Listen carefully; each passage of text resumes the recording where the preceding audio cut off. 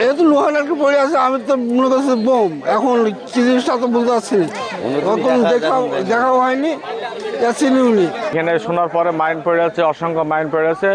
এখানে পুলিশ সব ঘিরে রাখছে, জনগণ উৎসুক জনতাও দেখছে। এই উদ্দেশ্যে আমরা দেখতে আসলাম। ভাই, আমাদের জন্মের আগে থেকে স্বাধীনতা হয়েছে 71 সালে। তো আমাদের গ্রামে জাতির বীর মুক্তিযোদ্ধা অনেক আছে। আমি জানা মতে যে মেহেরপুর জেলার সর্বোচ্চ মুক্তিযোদ্ধা আমার বেদবাড়িতে কৃতি সন্তান আছে। মাইন থাকার মতন ঘটনা ঘটতে পারে আমাদের দেশে, কারণ 71 সালে আমাদের দেশে অনেক যুদ্ধ ঘোষণা হয়েছে এবং অনেক কিছু ঘটনা ঘটেছে। সেই সূত্রে মাইন অস্বাভাবিক কিছু না, মাইন থাকাটা স্বাভাবিক মনে করি আমি। বামনদের ক্যাম্পের এসআই আসছে, উনিও সঠিক ওটা বলতে পারেন এটা কী জিনিস, কিন্তু মাইন্ড লেখা আছে এই কথাটা খালি প্রচারিত হচ্ছে। এখন যদি মাইন্ড যে কী ধরনের কি এটা আমরাও দেখিনি, কোনো খালি গল্প শুনি যে মাইন্ডটা এরকম বিষয়।